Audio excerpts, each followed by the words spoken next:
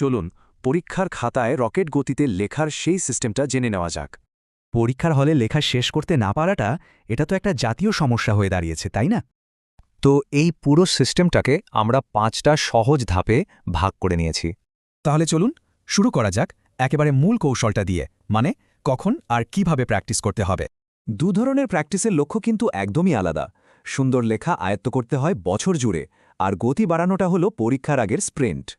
ব্যাপারটা অনেকটা এরকমই। পরীক্ষার ঠিক আগের স্পিড ড্রিলটাই হচ্ছে আসল ওয়ার্ম আপ।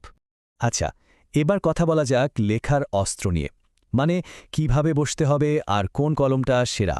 শুধু এই একটা পরিবর্তনেই দেখবেন হাতের পেশিতে টান ধরা বা ব্যথা দুটোই অনেক কমে যাবে।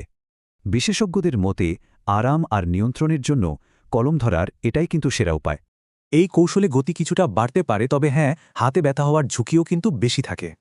আমাদের মতে ম্যাটাডর অল টাইমই সেরা, তবে হ্যাঁ, কালি ছড়িয়ে গেলে মোছার জন্য একটা টিস্যু রাখা ভালো। তো চলুন এবার হাতের আঙুলের কিছু ওয়ার্কআউট দেখে নেওয়া যাক, যা গতি বাড়াতে সাহায্য করবে। এই সহজ ব্যায়ামগুলোই লেখার স্ট্যামিনা বাড়াবে আর আঙুরের পেশিকে শক্তিশালী করে তুলবে। লেখার ঠিক আগে এই 5 মিনিটের ওয়ার্ম আপটা কিন্তু খুবই জরুরি, এটা একদম মিস করা যাবে না। এবার আসছি সবচেয়ে গুরুত্বপূর্ণ ধাপে, পরীক্ষা ঠিক আগের 7 দিনের স্পিড ড্রিল। লক্ষ্যটা একদম পরিষ্কার। পরীক্ষার আগের 1 সপ্তাহ প্রতিদিন টানা 10 পৃষ্ঠা করে লিখতে হবে। কষ্ট হলেও এই প্রক্রিয়াটা পার করলে পরীক্ষার হলের লেখাটা একদম সহজ মনে হবে, স্ট্যামিনা বেড়ে যাবে বহুগুণ। গতি তো বাড়ল, কিন্তু লেখাটা তো পড়া যেতে হবে, তাই না? চলুন শেষ কিছু টিপস দেখে নিই। সুন্দর অক্ষরের চেয়েও জরুরি হল লেখার মধ্যে সামঞ্জস্য রাখা। চেষ্টা করুন কলম কম তুলে লেখার। শব্দ আর লাইনের মধ্যে নির্দিষ্ট ফাঁকা জায়গা রাখলে খাতাটা দেখতে অনেক গোছানো আর পরিচ্ছন্ন লাগে।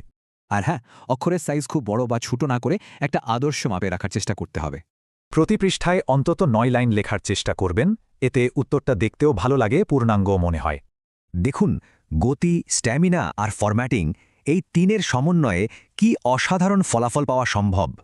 তাহলে ভাবুন, এই সিস্টেমটা ঠিকঠাক কাজে লাগাতে পারলে লেখার গতি নিয়ে আর কোনো চিন্তাই থাকবে না।